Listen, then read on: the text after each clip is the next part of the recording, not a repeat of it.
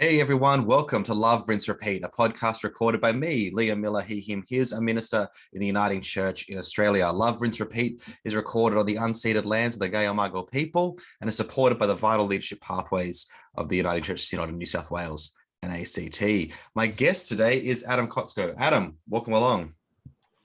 Thanks for having me. Very excited to talk to you today.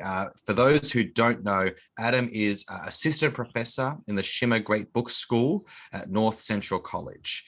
His books include Neoliberalism's Demons, and today we are talking about his new book, What is Theology? Christian Thought and Contemporary Life, out now with Fordham University Press. Adam, very excited to talk about this book. I've been really enjoying reading it today. Reading it the last couple of weeks. Okay. Now, I've interviewed a lot of people and I've asked them from time to time, what's their reason for getting into theology or how do they end up in theology? And I don't know if I've ever had this answer where you write, I chose to pursue theology out of a sense that Christianity was in the process of ruining my life and the lives of those around me, and would continue to do so until I figured out how it was doing so and how to make it stop. So I guess two questions. First of all, how's that been going for you? And I guess how does that motivation lead to this book, which you write represents a series of approaches to theology as a critical human discourse in light of an ever-expanding awareness to the degree that Christianity is ruining all our lives. So yeah, let's start there. Yes, that's a bold claim. It's a true claim. I mean, it's phrased in a way that you might think that it's a joke. But yeah, one of the very difficult things for me to come to terms with as I was growing up and as I became progressively more kind of alienated from the conservative evangelical circles that I was growing up in and that I continued to live in through college, was that this just wasn't working, that I was trying to take it as seriously as possible. I was trying to live up to the expectations. I was trying to be a part of that community as much as possible, and it simply wasn't working. And everything about that situation was telling me that it must be my own personal fault and that I need to continue to try harder, to continue to throw myself more into it, continue to give more and more of my life to something that wasn't working. And finally being able to step back and see that dynamic for what it is and see how much historic Christianity has been based on that dynamic of blaming the individual for systemic failures, for kind of putting this pressure of guilt and shame on people for things that are not their fault and that they shouldn't be guilty or ashamed about.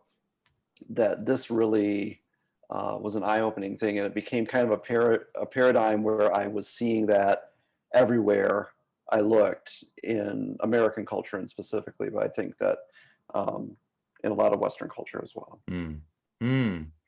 Thank you for that. I remember there was a line you were talking about that almost like theology is what you do when it isn't working, right? Like for those whom this works very well, there's no need to really think about it a lot. It then emerges out of that struggle. So I guess this interest in this desire to figure this out and to push against the way it's ruining lives leads to kind of a particular approach to theology in this political theological paradigm.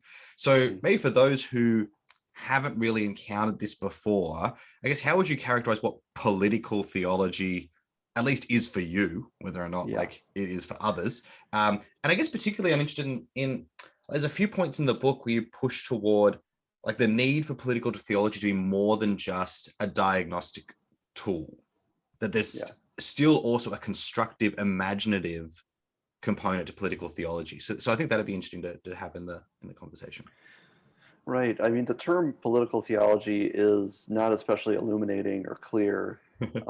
In some ways, it can be misleading because you might think, oh, you're doing like theology that's politically engaged. And I think that that's redundant. I think that all theology has to do with the way that we live together in community. There's no non-political theology. As a name of a specific discipline and approach, it comes from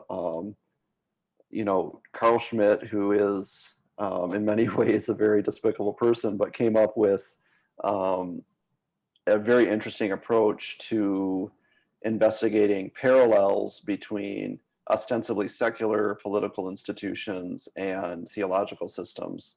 And his most famous parallel was between the idea of an absolute monarch who has the ability to suspend the law and do whatever he wants, and the idea of an almighty God who's able to perform miracles.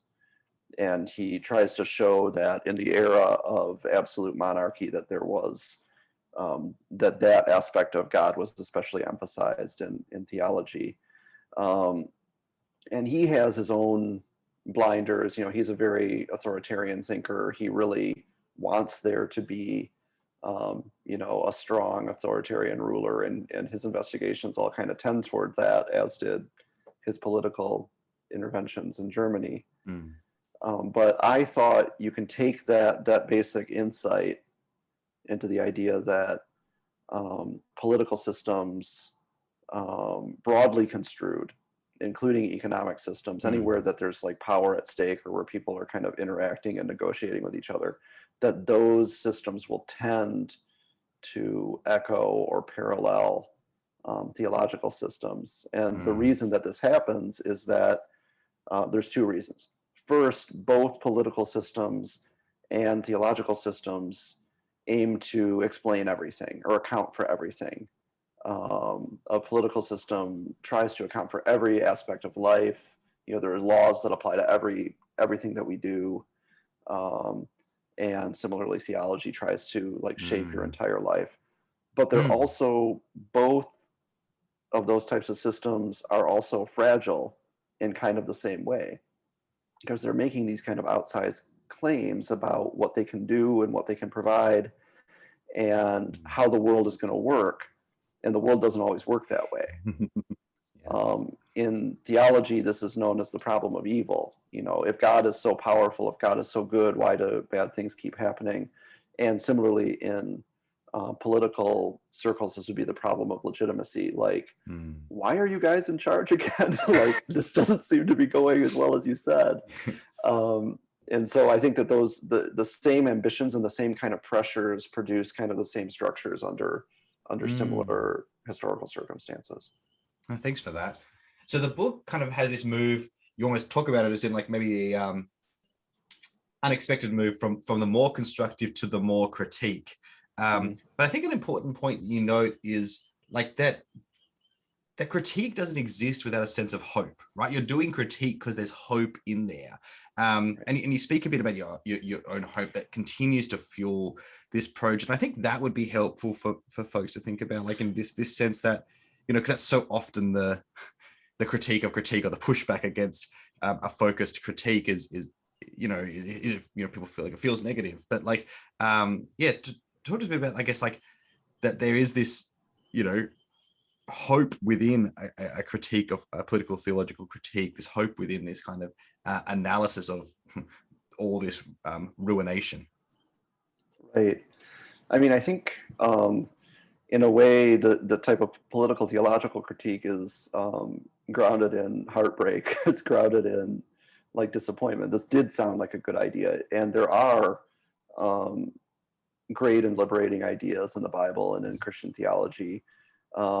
You don't do this kind of investigation of like a detailed demolition of like Ku Klux Klan or Nazi ideology, you know, like they're just bad, like it would be excessive, you know. You're trying to figure out what went wrong because you think that it could have gone right. And, you know, returning to those earlier materials where I was trying to do a more constructive theological concept, I was trying to find resources in Christianity for breaking with this individualistic, blame-based model. And there are materials like that. But I think that intellectual integrity and honesty requires that we grapple with all the other stuff that went wrong. Like one of the things that I say in the intro is that we need to grapple with the way that Christianity has been, not been abused as, not been misunderstood as, but really been a tool of oppression. And we need to understand why these people who took Christianity in directions that we don't like or that we think are destructive, why they thought they were doing the right thing. I think that's the only assurance that we're not going to wind up doing apologetics for something that's going to wind up still hurting people. Trying to find the bright side. I sometimes think that, the logical fallacy of no true Scotsman, it should be called no true Christian, because it's as though anything that's bad by definition can't be Christian or can't be part of Christianity. And I think that type of simplistic thinking is present even in the most otherwise sophisticated and intellectually rigorous academic theology. It's very hard to break out of. And that's why I want to linger on the critical moment. Yeah, well, thank you for that. So in your kind of opening, after the introductory remarks, in your introductory in the opening chapter, considers and suggests a relationship between philosophy and theology. And you kind of take up Plato and Augustine and then develop and push through. So, and you draw this kind of helpful distinction between the two. In the thing that makes them clash is that the Hebrew biblical tradition insists that there is a God-initiated encounter with God, that God is not merely something to be considered, but that God comes, unbidden and unannounced, to bestow promises and make demands. However, I guess where that chapter is going is that despite this difference, you're arguing kind of both traditions in their own way can lead to a kind of political quietism and a reflection on the self over a commitment to political reform. So I guess I want to talk a bit about that, how that argument, and I guess particularly how that connects to a particular historical moment and the deprivation of a kind of a transcendental reference point. Yeah, to state it kind of very simply, I think that the real difference between philosophy and theology is not the difference between faith and reason, or between belief and knowledge, or whatever type of kind of pejorative binary that you would often hear. Yeah. I think philosophy is seeking something that is perennially true, something that anybody can encounter and realize if they just think hard about it, in almost any circumstance. Whereas theology is, as you point out, theology is historical. It's grounded in a particular story. I was talking with my students about this, and the fact that every subsequent monotheistic religion, Christianity and Islam, and there are other more minor traditions, they don't say, hey, we discovered there's only one God and we should worship him only, and let's just start from zero right now. They always want to make some type of connection to Judaism, even if often a negative one. The Jews betrayed the tradition and we're reviving it, or something like that. But even as a negative point of reference, it's necessary. And I think that points to the deep necessity of this historical claim, and this desire to connect with an event, not just with an idea. Now, the distinction between the two isn't ultra sharp and it isn't stable, because this event is supposed to be universal in scope and implication. God is the Lord your God who led you out of Egypt, but he's also the God of the whole world, who created the whole world. And it was like that the whole time, even if he didn't, foreground that or bring it to our attention in the same way. It was always like that. And similarly, I think in Greco-Roman society and in other traditions I'm less familiar with, so I'm less confident making this claim, but it seems as though there's a tendency to say, okay, beneath the surface of all of these apparent multiple gods, there's still a deeper reality, maybe not one we interact with or worship in the same way, but they're all kind of an expression of this unified divinity or whatever. And so that's monotheism in a sense. And Christians often found a lot of resources for thought in those philosophical monotheistic traditions.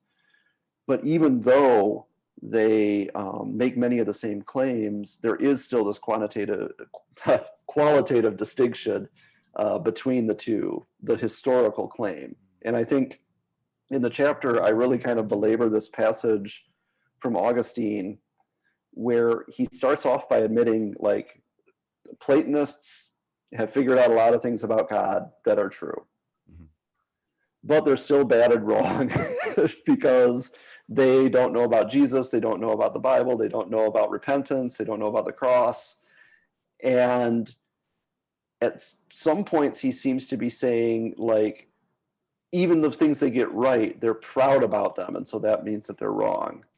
Like, they're wrong for being right in the wrong way. And I think this is him trying to thread that needle of there has to be a qualitative distinction, even when they're saying things that are verbally and conceptually very, very similar. I think in a way they're like, he's responding to a threat, like, if all of this knowledge about God was possible without, the letters of Paul and the Gospels and things like this, then it would kind of threaten the historical particularity that he very much wants to highlight and connect himself with. So then, I guess the push then is to, like, I guess, get beyond the way both these traditions in their own way also then can lead to this right moral abdication, or, like, because you talk about, like, the Hebrew biblical tradition has this, great push toward justice, but both these other traditions have this way of kind of like almost paying lip service to that, but also in their kind of distinct moves allow for this abdication of political responsibility or a turn toward the self and personhood over the political. So how then does theology have within it, or political or theological paradigm have within it, to kind of push against that move that we see so much? Yeah, I mean, the move is the way they can both get into this quietistic, like, very non-political space is by saying, well, this world isn't adequate to the truth that we know, and we can contemplate this truth, we can participate in it in a way, through the sacraments or something like that, but we can never expect the world to really live up to that. And therefore it becomes a kind of resigned fatalism. It's, I choose Plato and Augustine in part because their greatest works are political works, the Republic and the City of God, and yet they both wind up in this kind of, like, just care of the self type of tend your own garden type of space. And I think that one thing that the political theological perspective gives us is that it deprives us of that alibi of, like, I'm just doing theology, or I'm just contemplating over here, and let the world go to hell. That's not what's important. That the philosophical and theological concepts are doing political work, and they are reshaping the world, whether we like it or not. Like Augustine's decision to favor the church over, like, social reform, like, that is a political decision, and that does lead to things like the church basically endorsing the imperial structure and things like that. Whether there was a realistic opening at his time or not, I don't know, but he certainly didn't take advantage of it if there was one. And I think that if we acknowledge that theology is always about politics and always about the way we live together, then the pose of saying, I'm not participating in that, that's not my responsibility, that's politics over there, and I'm doing theology over here, I think that falls apart. Thank you. I think that's really helpful, and I really appreciated that chapter a lot and helping to set up that distinction really well and clear. So you then have a chapter, a couple of chapters time, you have one on resurrection without religion, where you take up a social, relational, and religionless methodology to approach the question of the resurrection of the dead. And this is a methodology you mentioned you've used before. You're on Twitter a lot, like I am, and I mean, bodily resurrection comes up every couple of months, it seems, to divide and entertain and and foil Christian Twitter. So I guess, what are you offering to the discourse here, Adam? I guess, like, how does this maybe find our way out of constantly getting dragged into a rabbit hole of this discussion every few months? How are you thinking about this resurrection of the dead in this social, relational, and religionless way? Yeah, I think that in like academic theological circles and adjacent circles, like resurrection of the dead is often used as a way to distinguish yourself from a kind of like dumb traditional Christianity where your soul goes to heaven or whatever, like very disembodied and like, oh, Christianity is bodily and cool and whatever.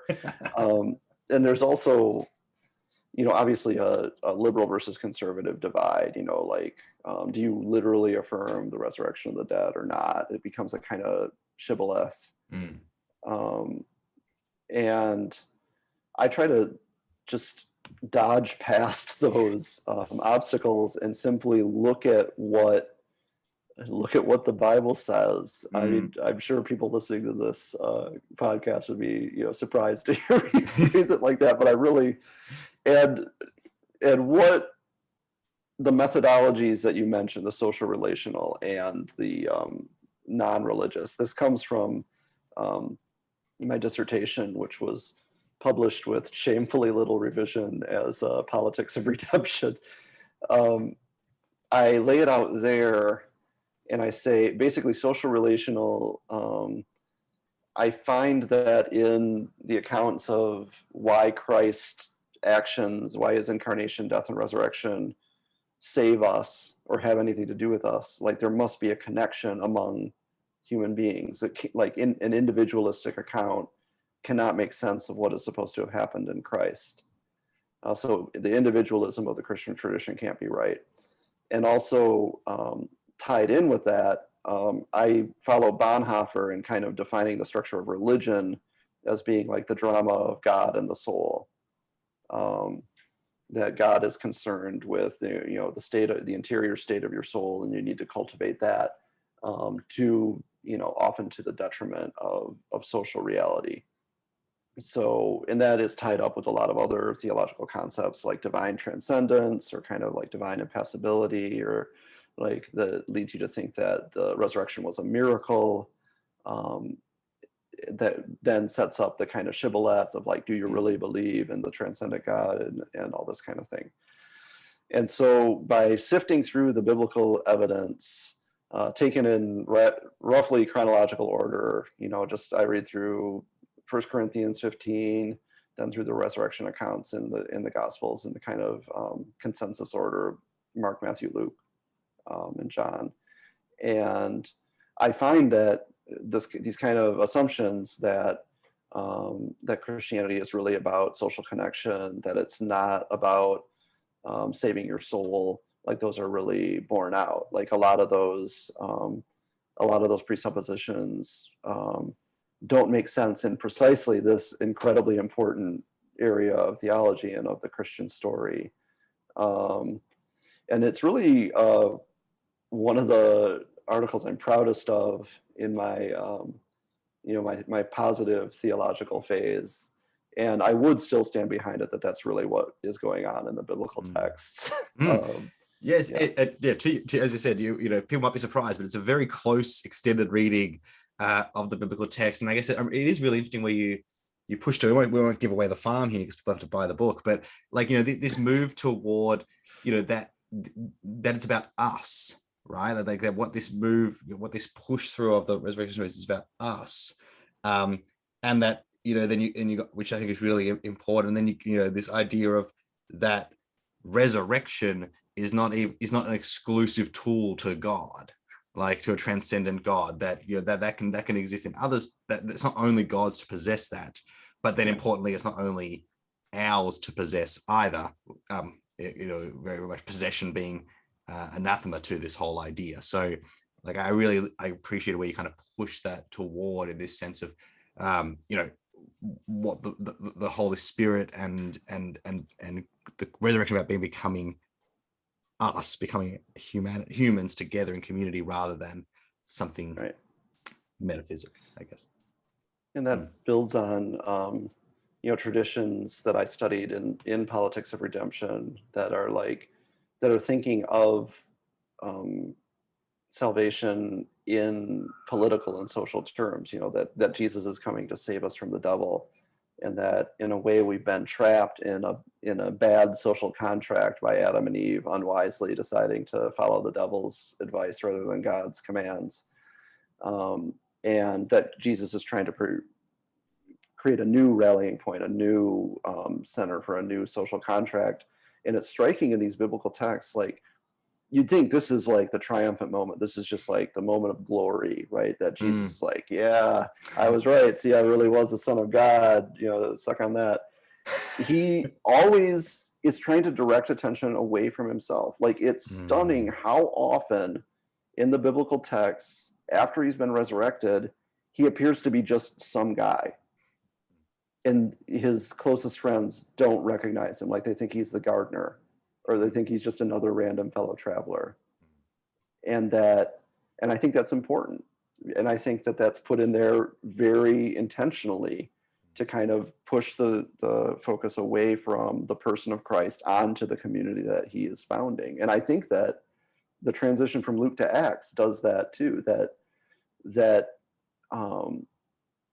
Peter and John and Paul, I haven't tabulated it, but I would be willing to bet that they each do at least as many and as powerful of miracles or signs, or I don't want to use the word miracle apparently, but they do as many wondrous things as Jesus does, and probably more. Yeah, I mean, even like you pointed out the Jesus appearing in these ways of often surprising, more normal ways. It's also like, if you think about if the focus was really trying to be on Jesus as this resurrected I showed you, so you'd devote a lot more time to it. Like the fact they each spend so little on like, hey, this is what happened after he came back. Mark allegedly maybe even barely does at all. Is something to be thought about. And I appreciate that you thought about it. So that's great.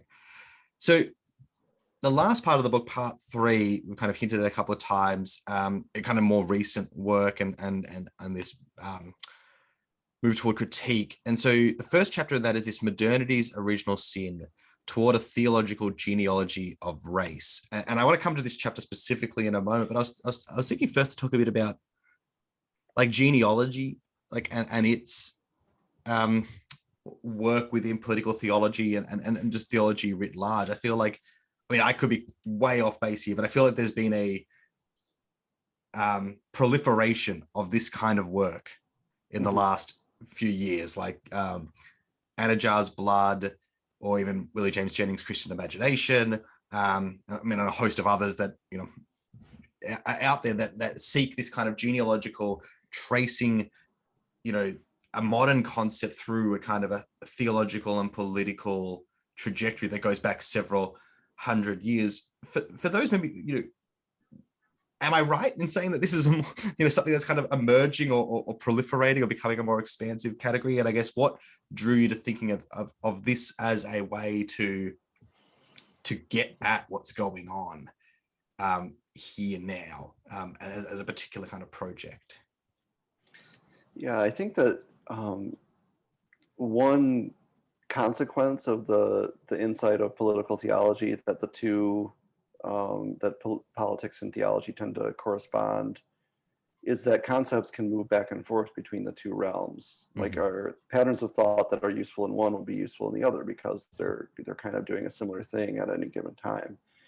And I think it's not controversial to say that during the medieval period in the West, a lot of the most important social conflicts and norms were encoded more often in theological terms than in political terms. That there was a dominance of the theological side, whereas like explicit political theory was relatively impoverished at that time. And what really convinced me that this approach had legs, as it were, was reading Giorgio Agamben's book, The Kingdom and the Glory, where he very patiently goes through the biblical and patristic and medieval texts and shows that the concept of how God is supposed to govern the world plays out in the modern world with how the market, governs our interactions. That God is always kind of, using like nudges us towards the right outcome, or he kind of takes our often selfish decisions and kind of turns them towards something that's more good or positive. And this is exactly what the market is supposed to do. And he shows, like, kind of in the last chapter of that book, or it's an appendix, actually. I don't know why this is like his slam dunk part, and he barely talks about it. But he said, like, the invisible hand was God's hand. Like, obviously, straightforwardly, like Adam Smith or Rousseau or whoever themselves would say, yes, of course I took that from Calvin. I took that from, like, it was a great idea. Why wouldn't I? And so that was a real eye opener for me too, because the root of it was so unexpected, because he puts it in like the way that they use this particular Greek term, oikonomia, that's translated as economy, in discussions of the Trinity. And like the idea not only that this key concept of modern life is like theological in nature, but that it had such a weird, unexpected starting point. I'm like, ooh, couldn't more things be like that? Wouldn't that be fun to uncover them? And I think a lot of people have been inspired in the same way. And I would say that where this has become most advanced is in discussions of race, although they tend to be, the studies that I've seen tend to be a little bit more kind of focused around like the centuries right around 1492, and not necessarily the kind of much longer view that I take in the essay. Well, let's talk about the essay then a little bit. So, you start you're talking about the paradox of original sin, that, we're all born morally damaged, but also that's your fault. Like, you're responsible for that.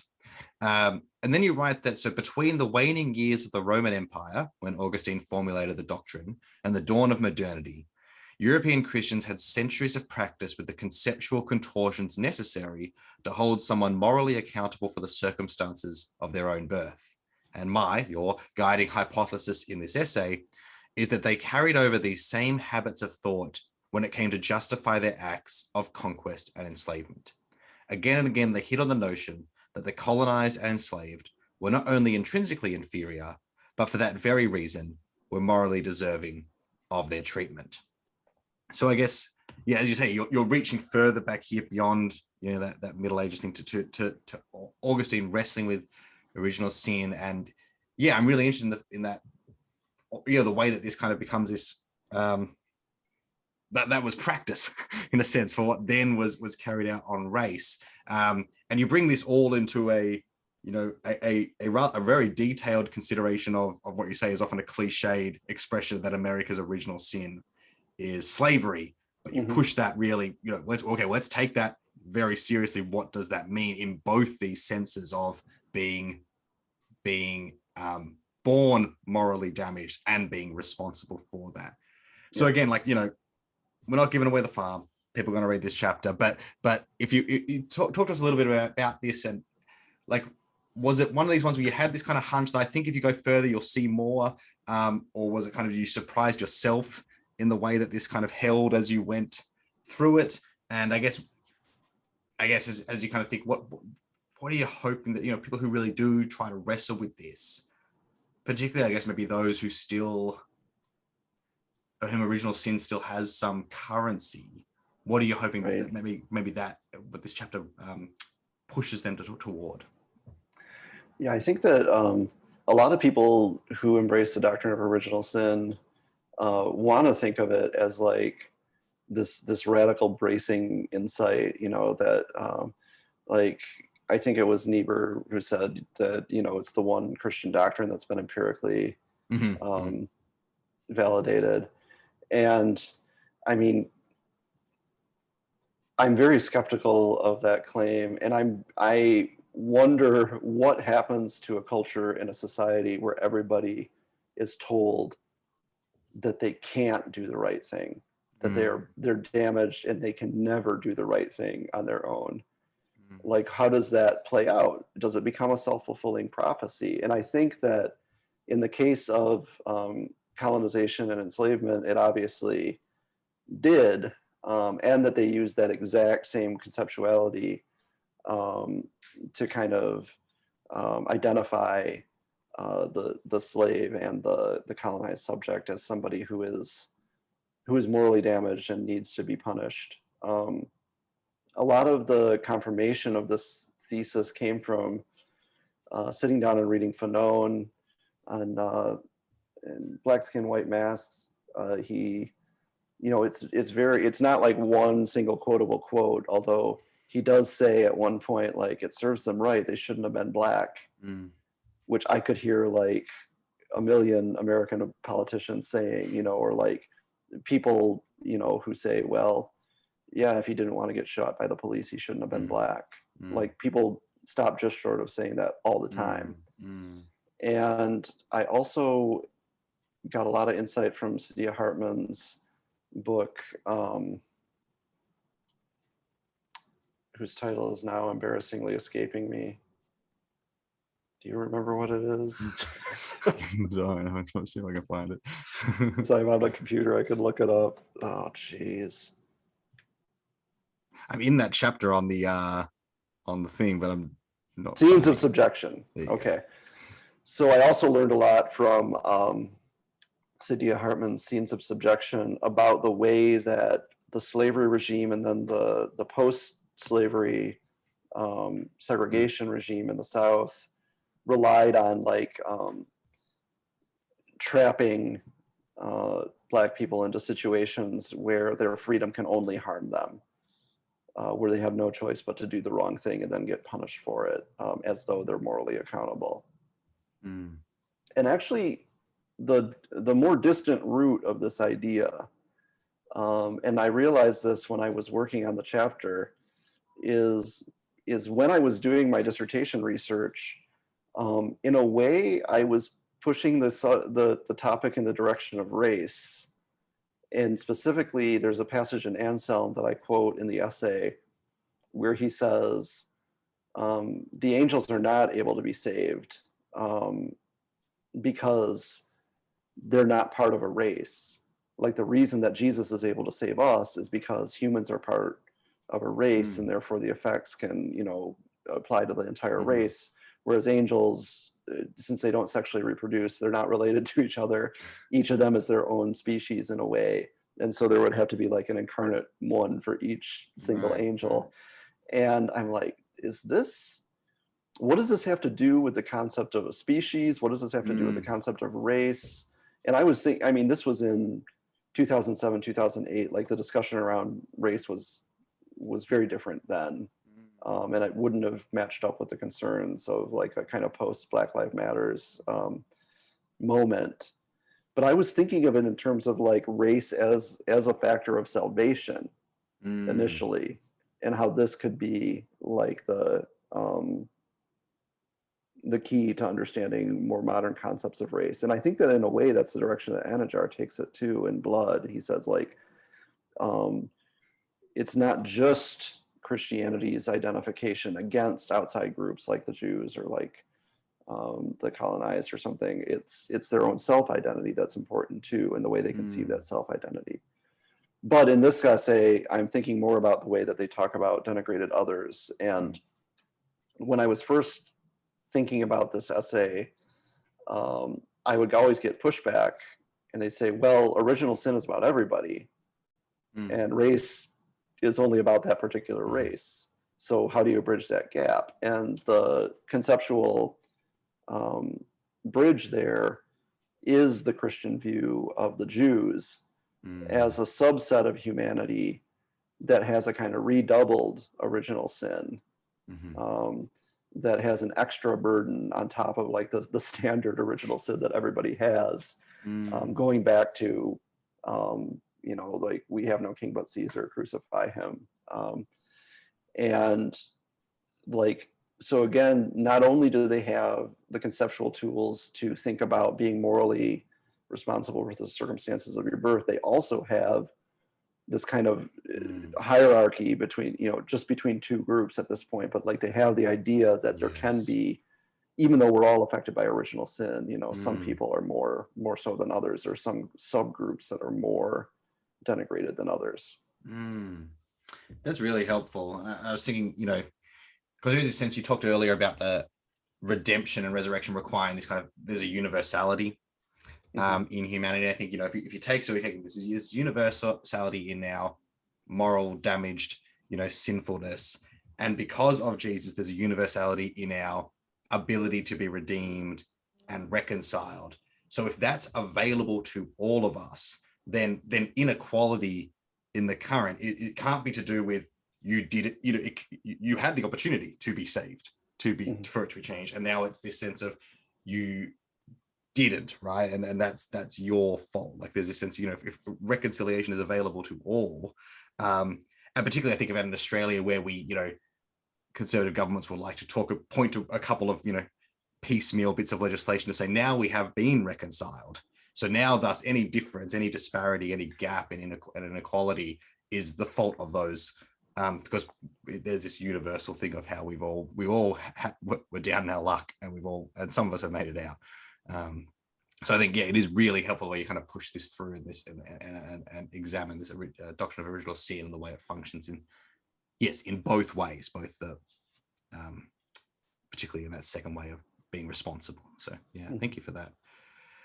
We're running out of time. It's such a good conversation. There's heaps more we could talk about, and particularly I thought about a few of my friends who I know are working on Bonhoeffer, and I'm going to infuriate them by not asking you about Bonhoeffer, but they should definitely check out your chapter there and your arguments toward Bonhoeffer. And there's more in this part 3 critique, but it's such a rich book with so much to be wrestled with and grabbed onto. So I definitely recommend people get it, and I really appreciate your work on it. Is there anything like you're working on next, or anything you want folks to be attentive to, or anything else you want to plug in this moment? Well, I mean, mainly I'm just working on keeping up with my teaching and getting back accustomed to, being around people instead of being on Zoom all the time. And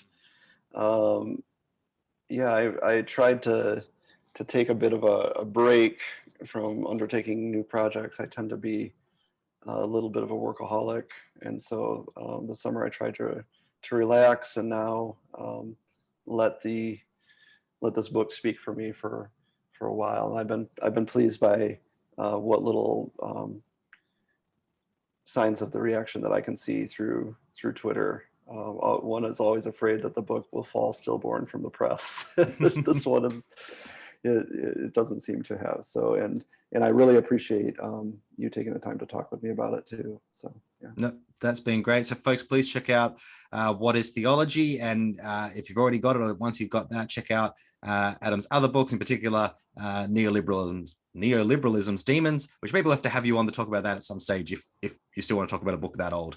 But but no, I really appreciate this conversation, and I hope you have a good semester going forward, and we'll hopefully speak again sometime. All right, sounds good.